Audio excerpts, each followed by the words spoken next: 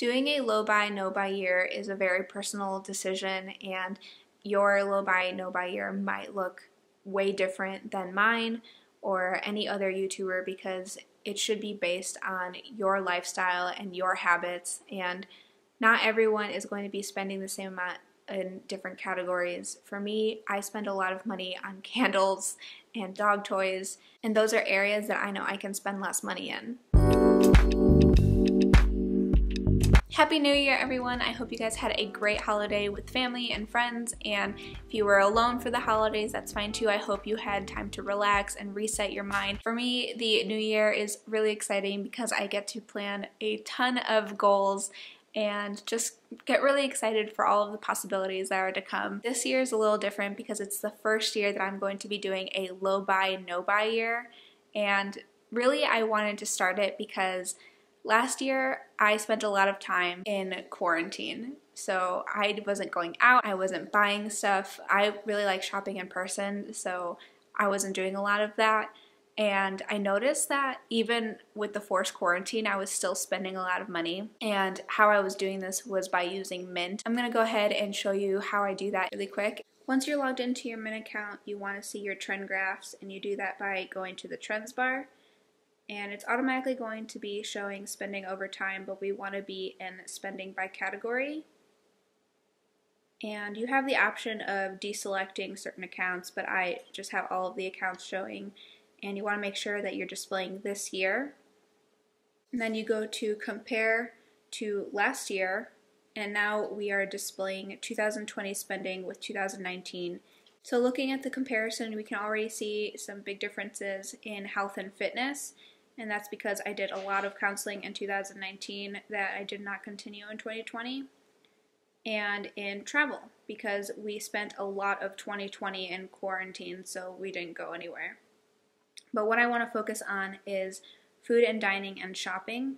So if you go to food and dining and you just click on it, it takes you to food and dining subcategories like alcohol and bars, food truck, vending machines, etc. And the big ones we want to focus on are these bottom three, which are groceries, fast food, and restaurants. So in 2019, we spent a lot of money eating out at restaurants and fast food places, and then in 2020, because we were in quarantine, we weren't leaving the house, we spent significantly less, but we still went out. And my goal for 2021 is to reduce these even more. If we go back to the shopping category, we click on that, we can see a breakdown of where that money went. And you can see in 2019, I spent $2,700 on clothing, and that also went down because I wasn't buying new clothes for vacations, and I wasn't buying new clothes for any events because there just weren't any in 2020, and we weren't traveling. So my other goal is to spend even less in this category for 2021.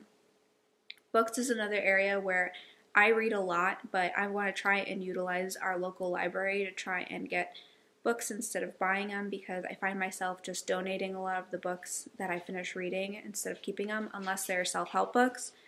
And the self-help books I can still get on a Kindle and just reduce clutter that way. These other areas, hobbies, jewelry, makeup, beauty, I don't really spend a lot of money in because I don't use them, but I'm going to be reducing that spending to zero because I want to use up all of the stuff that I already have. And then electronics and software is high in 2019 because I did buy my iPad that year, and this year I didn't really buy any electronics or software except for video games, but I think that's under a different category. So for 2021, one of my low buy rules is that for fast food and restaurants, Kyle and I will only eat out once per week. So we're going to try and alternate between going out for fast food and going out for a restaurant, and hopefully that will minimize our spending in those two categories enough for it to be significant. There was a period of time where I would go to McDonald's like every other day because I didn't feel like cooking, but then I realized that going to McDonald's and back was literally taking me half an hour, which is the same amount of time that it would have taken me to cook a decent meal at home. And cooking at home is not only cheaper, it is healthier for you, and it could be a bonding experience with your significant other. So I'm going to try and do more cooking at home instead of going out to eat, and kind of forcing those click, click, click, click, click The second category that I'm going to be focusing on for my low buy, no buy year is shopping. And this is the area where I'm going to be doing a lot of my no buying rules.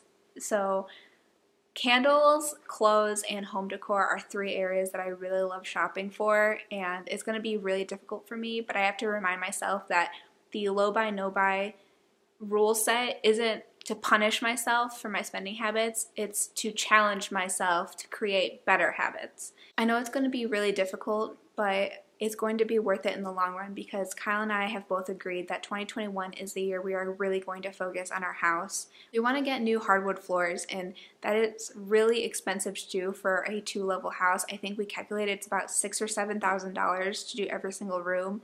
And that's just a lot of money that we don't have laying around. And I know that once we start redoing the hardwood floors, there's going to be other expenses that add up, like repainting certain walls or replacing the vanities. We're already talking about whether or not we're going to be replacing the kitchen cabinets or just painting them.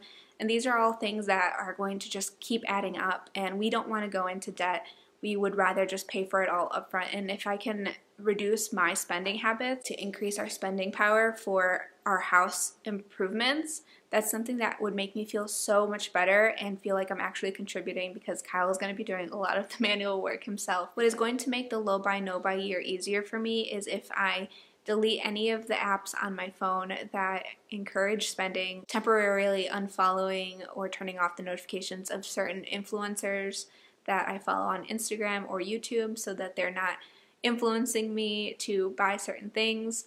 I'm also going to be very aware of idle shopping. I have a really bad habit of just pulling up Target or Nordstrom or a Nordstrom Rack and just browsing through things with honestly no purpose, and then I'll just start adding things to my cart, and before I know it, I have $200 sitting in there, and I'm just like, what am I doing? Like, I don't have to be doing that. Another thing that's going to make it really easy for me to do this no buy, low buy challenge is my stockpile of things that I already have.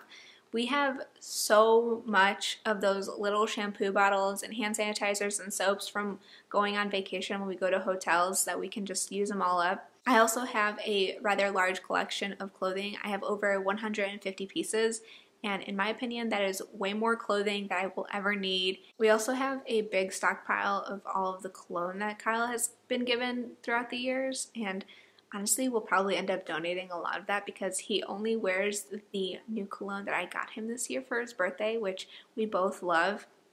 And why would you force yourself to use something that you don't like just because you have it, when you can simply recycle or donate that to someone who would use it and would be happy to have it? So as I mentioned, 2021 is going to be my first year doing this low buy, no buy challenge, and hopefully I am successful. I have to remind myself that it is totally okay if I break and give in to temptation and buy a new sweater, or if I buy a new candle, because the purpose of this challenge is to change my mindset and to change my habits. So if by the end of the year I've only purchased one candle and one sweater, that is going to be immensely better than the previous 2 years where I've spent over $1,000 in clothing and honestly probably over $300 in candles. My stockpile of candles and clothing should be enough to go through the whole year. I probably have like 12 candles sitting in a cabinet, and they're all scents that I really love, and for some reason I just keep buying more of them because I'm worried that they're gonna disappear. And I also have 10 pounds, well, it's probably closer to 9 pounds, 9 pounds of soy wax and a ton of essential oils that I can use to make my own candles if I do run out. So just being thrifty and utilizing the things that we already have, we're not only decluttering our home, but we're decreasing our spending. And that's two things that I think are very important for everyone to do. So let me know in the comments whether or not you are going to be following along with me in this low buy, no buy challenge, or if you're going to be trying it out for a month, maybe even a week. Honestly, any amount of time is great because you are challenging yourself to do something that's difficult and different for you. So until next time, bye!